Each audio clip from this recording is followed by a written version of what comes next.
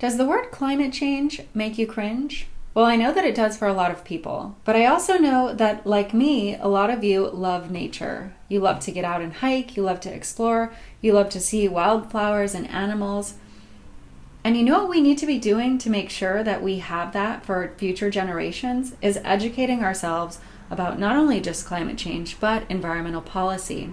There are so many things that you and I could be doing differently and could be doing right now to help our planet. So I wanted to talk to an expert about this, and I sat down today with Bill Weir, who is the chief climate correspondent at CNN. He's also the host and executive producer of The Wonderlist and a documentary called A Road to Change. I think you guys are going to really enjoy our conversation, so let's get into it.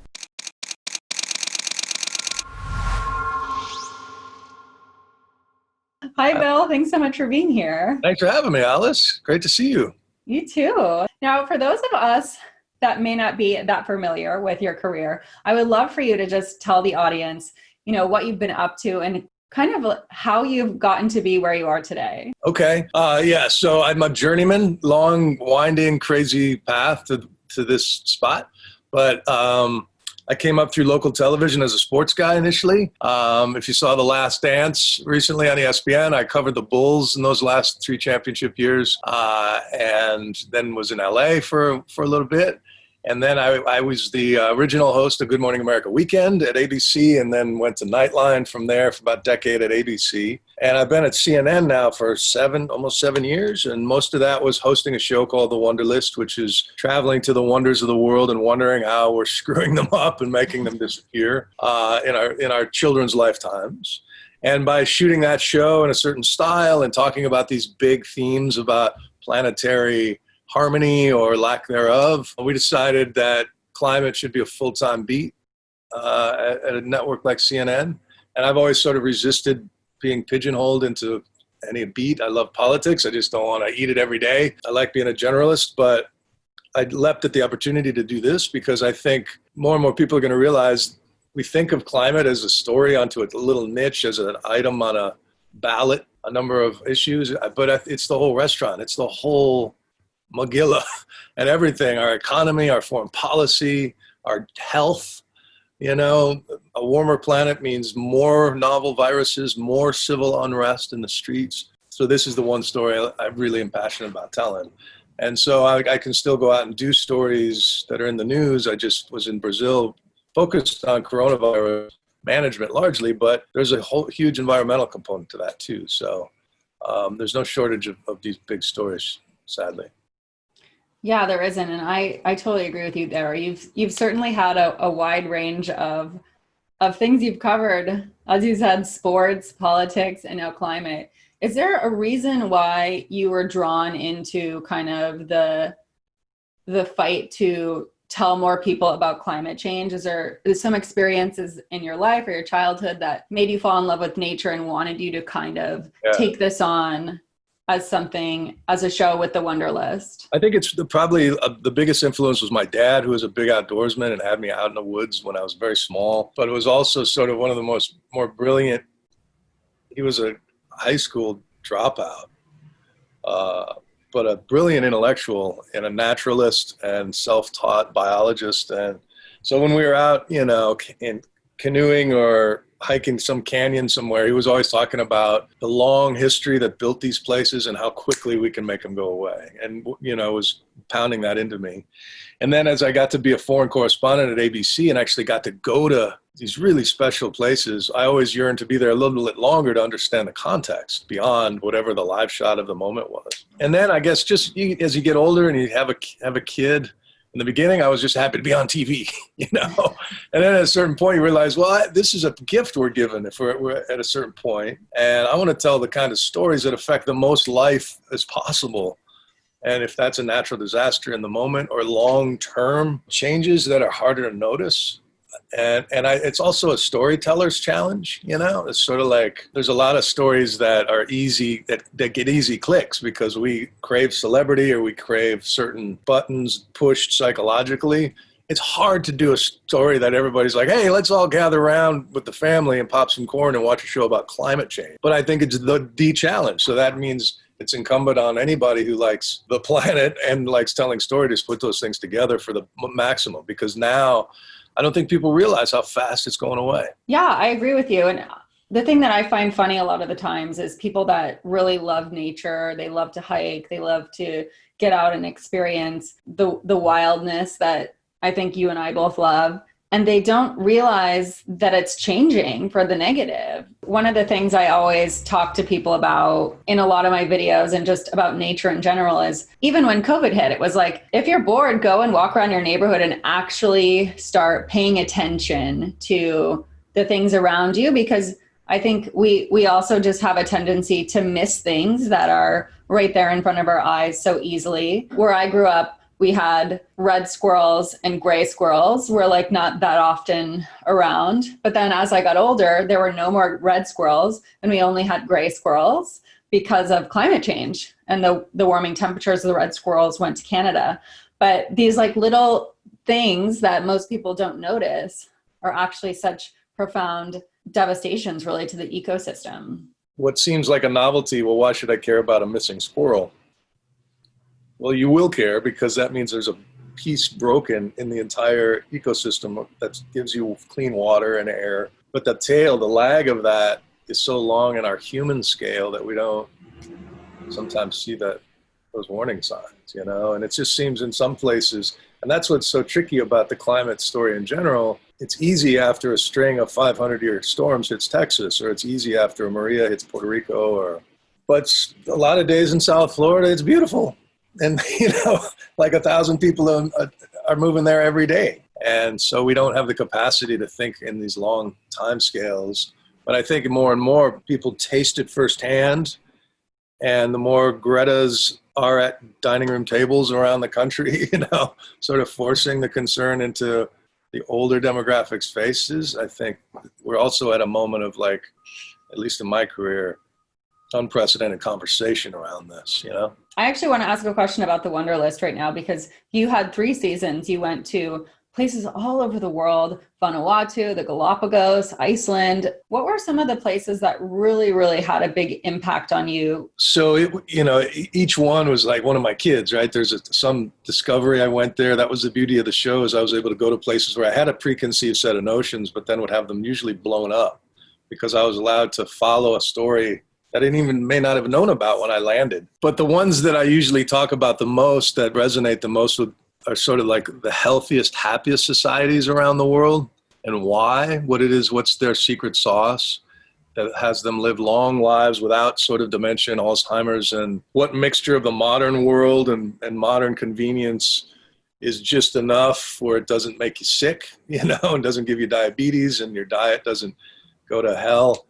And so the ones that are Vanuatu, this island country in the South Pacific, where each island is culturally very different. Even though they're a canoe ride apart, they evolved in different ways. And some are content to live in the jungle alone and realize the beauty of that. And others are dying for a giant hotel chain to come turn them into a resort. And when I realized the difference in the thinking around those things and why those things are, and how often I've been to resorts on vacation and didn't really think about to ask the bartender, hey, what was it like before we showed up, you know? And once you have that perspective and on how fast things can change, and be careful for what you wish for, it's places like that. It's places like Bhutan, the last sort of independent Buddhist kingdom on earth. It's this little mouse of a country between the elephants of India and China, and it's protecting itself with cultural identity. Like, there's a national dress code, no jeans allowed, no t-shirts, no plastic bags, no smoking, super strict travel policy. And so far it's working for them, and they're trying to use that to protect them.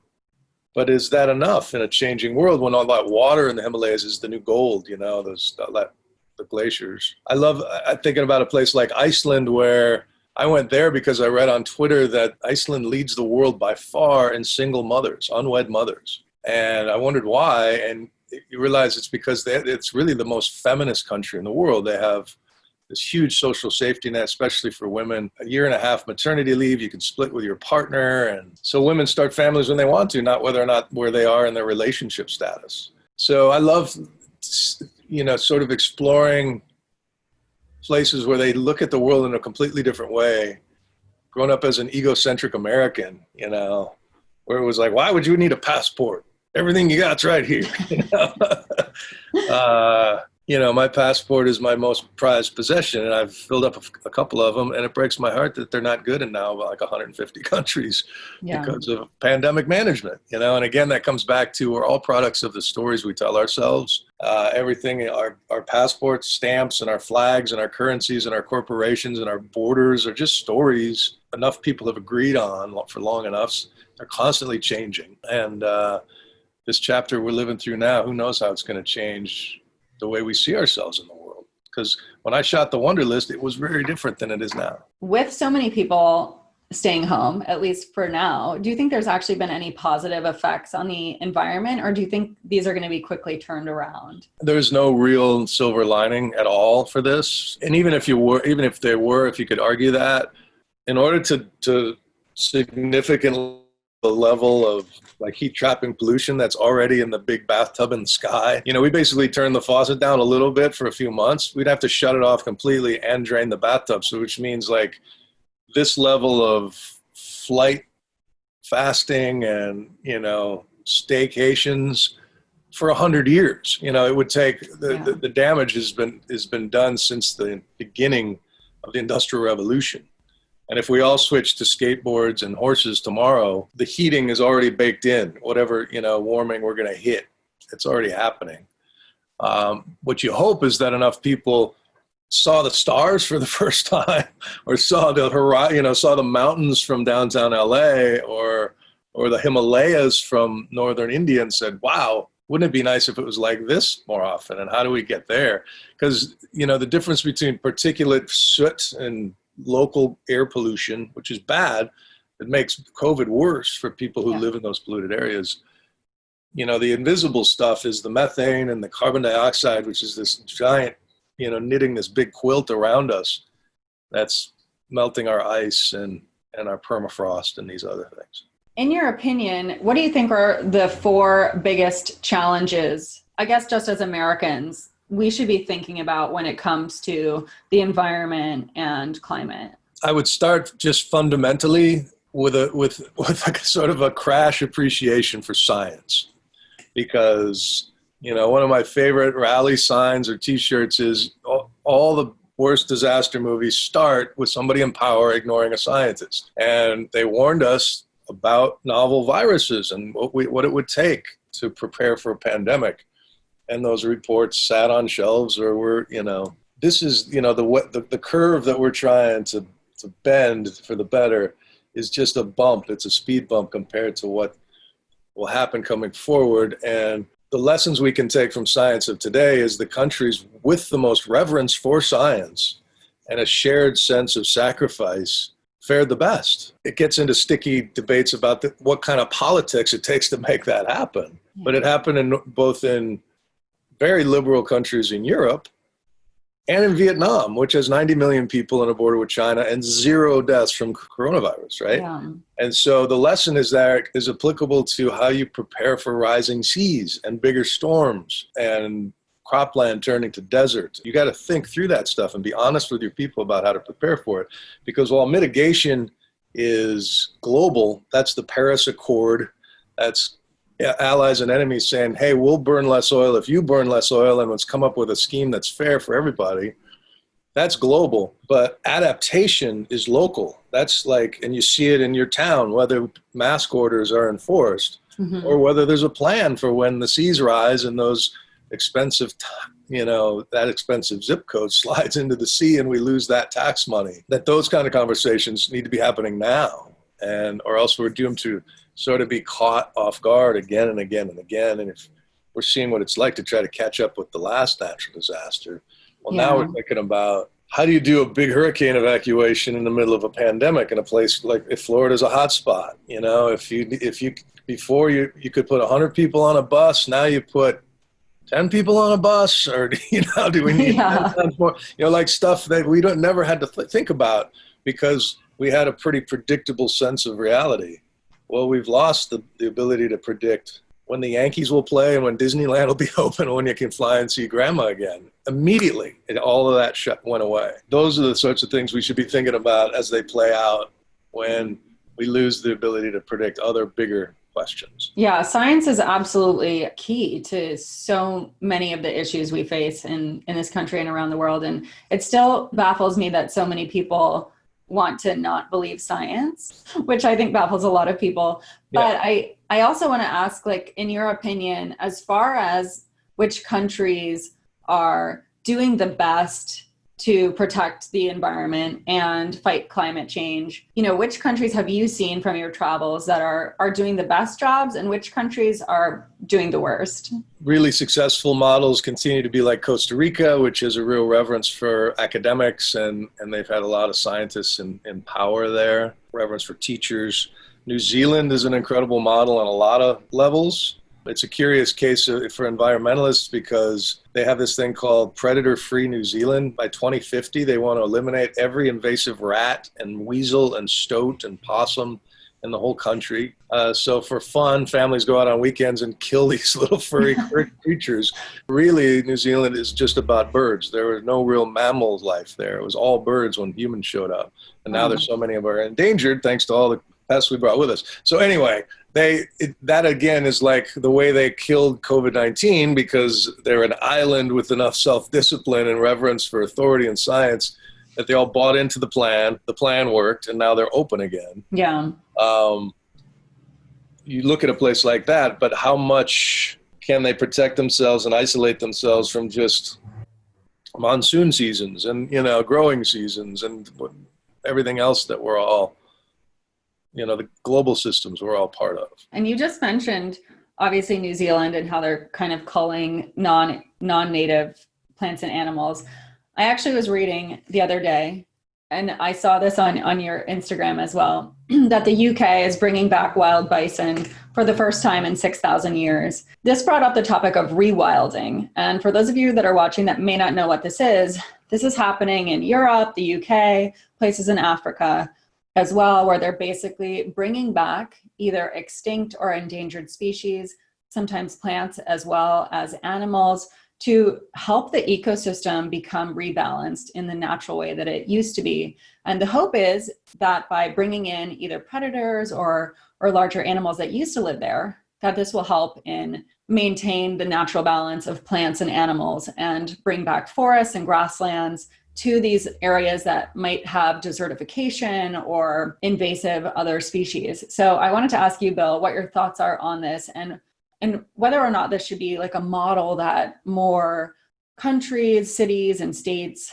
take on as trying to rebalance the ecosystem. I think it's really a great idea. Any hope that you can, because fundamentally it's land, it's space, how much we devote on the planet to ourselves, our consumption habits, which is a lot of cows, and what's left for sort of unspoiled wilderness, and how much is left. What encouraged me is as much about rewilding or putting extinct bison back somewhere is that they're going to try at least set enough land aside for it to make that happen. You know, I think Russian scientists who want to do the same thing in Siberia on the permafrost steppes there, but they want to bring back like the woolly mammoth, you know, take this frozen DNA and do like a Jurassic Park thing, because they think that that kind of big herbivore is what that landscape needs. And great, you know, I mean, I love that kind of scientific vision. I mean, if we have enough time to do that, that'd be awesome. You know, we also have to come up with a way to suck enough carbon out of the sky to, you know, keep the elephants we have from cooking, you know, not to mention bringing back ones that are extinct, you know? Yeah. And have you visited Siberia before? No, I've never been to Siberia. I'd love to. I always see videos of them discovering these old woolly mammoth tusks and things there. Yeah. And it seems like the whole place is just, the permafrost and everything is just kind of falling into these big pits. So I'm wondering how long these areas are even going to exist, really. Yeah, I mean, I've been most of my time in the Arctic was in Alaska, and when you see these huge, you know, pipeline and refinery infrastructure, it's like something out of Aliens meets Escher, you know, just these pipes from cities of pipes. And in Siberia, the permafrost melted enough that a whole dam shifted, which created this huge toxic spill. And so that's another scoop of worry, you know, for eco-anxiety Sunday is that a lot of people see all that land is turning to mush as another red flag, and other, explorers see it as money to be made, drill it in there, So it's stuff that we should be talking about more. Yeah, I agree. I mean, it's like the tar sands up in Alberta, Canada, that are just basically a wasteland from the destruction that they've done with trying to mine for tar sands. And I know that unfortunately, President Trump, I mean, I don't know if it will stick, but he did open up a lot of Alaska that we've been basically fighting over for 20 or 30 years now. We'll see if any of those actual permits go through. But yeah, I think it's something that we do need to talk about more. And actually, that brings up a really good question that someone in the audience actually wanted to ask you about the Trump administration. This was from a man called, his screen name is Ape Man.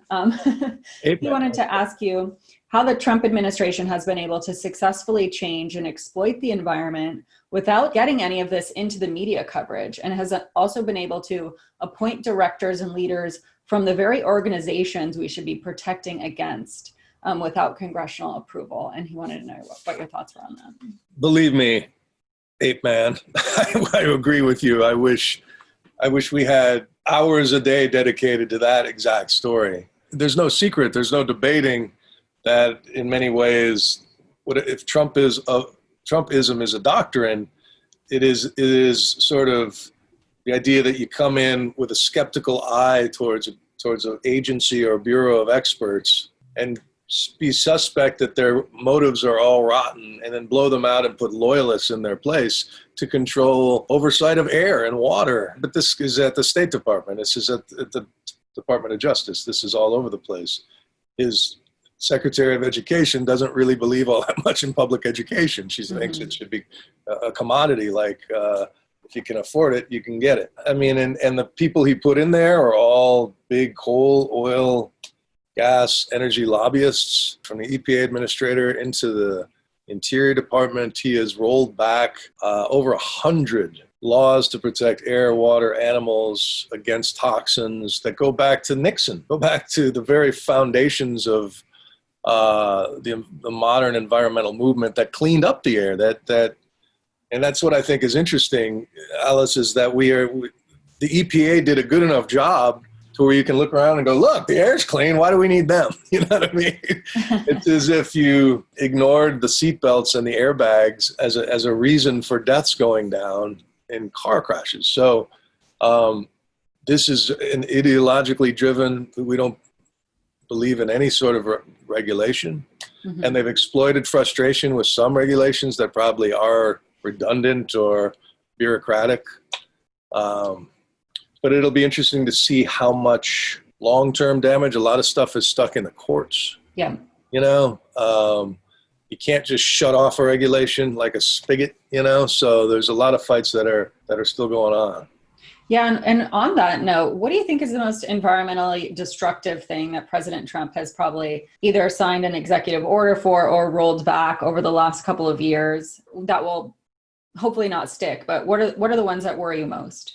Well, the big one that has most people, I think, upset is basically tied to infrastructure in the country and would liberate municipalities and states from having any sort of environmental impact when they come up with putting in a new highway or a major project that will fundamentally change air and water and wildlife and the balance. I happen to be sitting right on the waterfront of the East River in Brooklyn, where is an example of like one of the, I'm going to show you out the window here just because it's so pretty, but you got Manhattan across the water, but this is the park system that they put in here is like won awards around the world. They've got a billion oyster project as they try to reseed these waters and clean these waters naturally, put native weeds and bugs and stuff back. And it can work. It can work, and it has to work in these, because we become so urbanized. And to answer to your other question about what are the fundamentals, is not just to make this conversation about apocalypse or, The Road by Cormac McCarthy, to make it I Have a Dream, not a nightmare, to think about, wow, if your city was much more livable during the lockdown because it had a third of the cars Well, we can make that permanent as people, as societies, and it's better for our health, and it's better for our energy policy. You know, like start to think about these things more holistically. One of the biggest disparities I see living in Los Angeles, and it's all around the country, but I think something that's not talked about very often until maybe COVID hit was the disparities that people of color and poor people face that are living closer proximity to oil and gas exploration or factories, and they don't have the adequate amount of green spaces, because green spaces, which are very important to people's health and well-being, are usually in richer areas. Right. So we do have like a fundamental issue with really how our country was built. And I think people disregard the importance of where they live and how it relates to their health and wellness and sicknesses and even the food system. So there's a lot of issues, I think, that we oftentimes don't talk about in the media. And a lot of people don't have the education to even know that they're maybe living next to a very dangerous place. So I guess as a journalist, how are you, I mean, obviously with your show, The Wonderlist, you're fighting this, but how do you think also we could do a better job informing our citizens about like our surroundings and the choices we make? So I've stumbled into a couple stories like to that, with that level of specificity that I love, as I hope they're examples for what works. But like, for example, in the Florida Everglades, I was worried about these red tides, these toxic algae blooms that happen in the ocean. They're natural, but they seem to be worse than ever, and they wipe out all this marine life. They make these giant piles of rotting seafood on the beach, and the towns hate it, and they just basically clean up and hope it goes away. Nobody wants to talk about it. And I followed the story into people tying it to this addiction to spraying weed killer in the Everglades and all these lake communities, where they're trying to control what they see as invasive weeds, which is just natural life down there, and dumping millions and millions of dollars worth of chemicals from helicopters and airboats and all of this. I'm telling you, that story blew up, and what helped it the most was that one local guy, a fisherman and a home builder, got pissed off enough that he bought a drone and would go out on weekends and just capture video of these guys dumping poison on, bird hatcheries and just wildly into the wind. That moved the legislature. I mean, it actually, and so stories like that, at least we still have that in our democracy. Yeah, these citizen scientists kind of. Yeah, exactly. And I think we can all relate to somebody who knows and reveres something special in their backyard. We want them there. We want them protecting that swamp or that hiking trail or that waterfall, because we've seen the places that are allowed just to go get pilfered to nothing, Yeah, we sure have.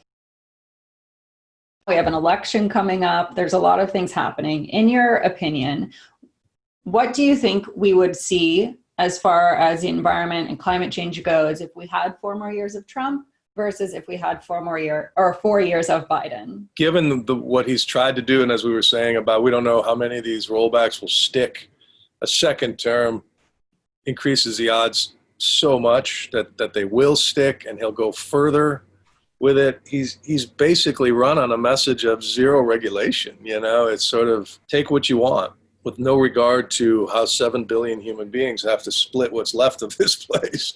Joe Biden, his policy, he just gave a major speech a week or 10 days ago. Politically, I think he's learned from Hillary Clinton, who really paid the price when she said we're going to put a lot of coal mines out of business, and it gave this whole war on coal narrative juice. Joe Biden, I think, has listened to Bernie Sanders, but he's also listened to the Jay Inslees, the governor of Washington State, who is sort of the most green in this field. He's tying it to jobs. He's talking about how if we lead the world in solar and wind and storage and carbon capture, how many good jobs that is for engineers and welders and frackers and guys who are, working hard, shower at the end of the day kind of thing, you know? Yeah. So I think he's tapping politically into that message. He's more ambitious than he was early when the field was huge in the Democratic field. It sounds like he's doing this whole team of rivals thing with pulling in people from all strata of the Democrats. And I think if you really care, if you're engaged and you care about a piece of land or sky or wilderness, you would vote. You're going to vote for a loaf of bread over Donald Trump. Yeah. The question is, though, is if you are a fracker in Pennsylvania, you know, in a family in a town that's worried that you're going to get steamrolled in some sort of Green New Deal that you don't fully understand, that's a valid problem spot for Democrats. And why do you think people are so distrustful of the green movement and of environmental science? I mean, I think because we just live in such a deficit of trust in general, you know, not just politics and the media, but the church and corporations. And so you can find your bubble of haters, you know, online and wherever your interests are aligned, you know. And I think that those in the climate side, or just earth science deniers, took a lot of lessons from tobacco and put a lot of misinformation out there and just enough science that people can dismiss it all. And once you sort of question an entire class of people, whether they're journalists or the media or scientists or college professors, as you know, on the other side, you don't need facts. You know what I mean? It stops being an argument about whether this paper is closer to the truth than this paper when it comes to wildfire prediction or something. You know, those are the conversations we should be having. And politically, there's a movement, a couple different movements of young Republicans who get it, you know, like, who understand that the same guys who predict our hurricanes with pretty good accuracy, and we depend on them, are telling us that there's this whole other storm that's coming, and we should listen to them. And you can do it either in a market-based way, you know, with carbon dividends and tax schemes, or you can do it the socialist way, but we should at least be at that conversation. It'd be interesting to see if that takes steam. But it's hard to tell right now because President Trump is really just running on saving statues of Confederate generals and sending paramilitary goon squads into the streets. You know, so I don't blame the average voter for losing sight of the bigger climate picture, and when this is the drumbeat of news. He's really good at distracting us all from everything he's really doing, and distracting the media also, because there's always so much other things that he's up to. And I wanted to ask you specifically a question about that and kind of the public distrust that we're seeing with the media over the last couple of years. A lot of it spurred by President Trump and kind of the things that he says to the public. This is actually a question from Bronte Kincaid. She's a journalism graduate from Syracuse University. But she said, "What steps are you taking as a journalist to combat public distrust of the media, especially right now with an election coming up?" The only antidote for this, you know, poisonous mistrust of the fourth estate, like a pillar of democracy. We can't have a good democracy without a free press, a free and fair experts, people you trust, people you've watched and have read their work for your life and for your parents' life, and know that they get out of bed every day chasing the truth. If that goes away, then we lose our center, right? And I think I try to be as transparent as I am. I've done reporting into my own racist allegations of my grandfather, who was a cop in Milwaukee during the 1960s. I've done climate change dives into how much I burn and what my footprint is. And, you know, so I think it's that kind of just utter transparency. And you got to prove it every day. You got to be right every day. And we have to fact check ourselves, not slip up, but not turn mushy either when somebody tries to distort our work. That happens to me all the time, or I'll do a live shot on CNN and say something that is easily misconstrued for some partisan talking point. Mm-hmm. And I won't even know it exists if it weren't for Twitter, you know, and Instagram, where something blows up and my name's attached to it. But it's almost like it lives in an alternative reality of truth, because most of the people I engage with get it and know, you know, we have an agreed upon set of facts, you know, and that ultimately is going to be our savior or our demise. What's interesting to me is you watch cities shut down, flights stop, supply chains are disrupted, but the internet has proven itself as this sort of, it's not going down. It's not like the dystopian movies where we thought somebody could knock out the internet. Well, in the end, I wonder if that's a good thing or a bad thing, because of the way that misinformation spreads when we need people to be rowing in the same direction, whether it's still a force of good to that, you know? We're almost out of time, so I wanted to ask you a couple more questions before I have to let you go. I actually was reading a quote that you had said in an interview with Smithsonian. You said, "Human beings are the most powerful force in the known universe because we're made of stories. And we're the one creatures that can imagine a different reality and work together to make it happen. While most of these big stories through time have involved conquering nature to fit our needs, we're just now understanding the true cost. And the great thing about stories is that they're always under revision. And the great thing about nature is that it can bounce back with incredible resilience if given a chance." So, what do you have as far as hopes and goals for our future generation? Because you're such an environmental optimist, I think. And you just had a baby, and I wanted to say congratulations on that. But now that you have a future generation that you're raising, you know, what are your hopes and goals for the rest of the planet and our next generation that we're raising right now? Well, I can think about it very on a micro level, like I think he's 12 pound level. When I look at my new son and just think about the staples of life, which is clothing and food and shelter and location and education and medicine, like all of those baskets, how much they're going to change, and how really I'm going to try to do my best just to make him, I don't know what the right label is, eco-literate, you know, or whatever, just to have a much better sense of connection of the world than I did as a kid, where you just take grocery stores for granted and you take transportations for granted.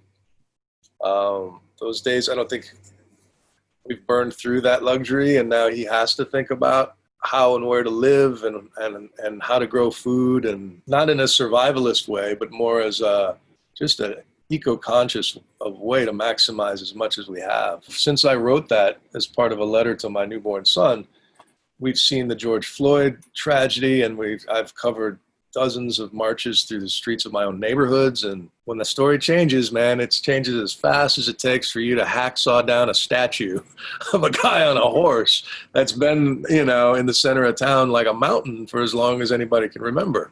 And so I hope people have that same sort of great awakening and start protecting, you know, the Yosemites, the public lands, the special places in our own backyards. It doesn't have to be grand landscapes. It can be community gardens, you know, and whatever it takes to plug people back in with how everything is connected. And, you know, in places like Iceland, they have traditions where if you want to move a rock to put in a driveway, you have to consult with the hidden people, the elves and the spirits that live in those rocks. And it's easy to laugh at that, but I think it's kind of a beautiful thing. I wish we had more of here, you know? Yeah. Is there a place that you've traveled to that surprised you the most? And then I also want to know, what's one place that you have visited or that you want to visit that you could go back to again and again and never get bored? I think New Zealand I'd go back to again and again, just because it's so really powerfully wild and varied and fun and just great people. Cuba really surprised me because I had a sort of a political view of how that place would be, and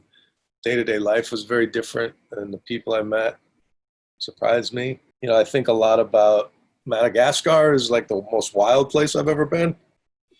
Everything there is so exotic and so endemic to that one island. You know, that place sort of haunts me. And there's so many still, even in my own country, that I'm dying to get to, you know. And now how to connect ethically, how to go into places, how we moved around Brazil was a lesson in how to be careful. And I don't know what the future is going to bring until there's enough global vaccine, but that's a long story. It's going to be interesting to see how much and how far we can travel in the next really couple years until we get a vaccine. Yeah. I wanted to ask you one last question before we go, and that is, what is next for you? You know, you've covered these huge stories from A Road to Change, which was a CNN documentary that came out this year. For those of you that haven't watched it, check it out. The Wonder List. And you are the chief climate correspondent at CNN. Is there a big story that you want to tell the world that you're working on now that you could share with us, or something that you are hoping to do in the future? Yeah. So, yeah, I mean, I have this huge wish list, and sometimes stories immediately get, like, I had no idea I was going to Brazil for 10 days, until like the day before I went. Some stuff just pops up, and and I try to maximize those opportunities. I've had the stories that I'll put out next is about illegal logging and sort of our voracious appetite for fast furniture. There's a study found that IKEA now devours a tree a second to fulfill the demand of their business model. And so it looks at that, and because they're very green and certified. So it's all about that. I'd love to do a special, I was asked to do it and then it was kind of shelved because of the pandemic, but maybe a special documentary on food, on what's happening. Companies like Burger King and Kentucky Fried Chicken are putting out ethical, vegan-based alternatives, and what that means and what the food supply has happened during this pandemic. So, and then a bunch of other ideas, but nothing huge to promote yet. Well, I'm excited about all those ideas. So I can't wait to see what's next for you. I just want to say thank you so much for being here with me today. And I think that everyone watching probably really enjoyed everything that you had to say. I hope so. I will make sure to put some links down here where people can find you and check out some of these shows that you've produced. So thank you again. And I will be chatting with you real soon again, I hope. Oh, well, keep telling great stories, Alice. Really appreciate it. Thanks for having me on. Thank you.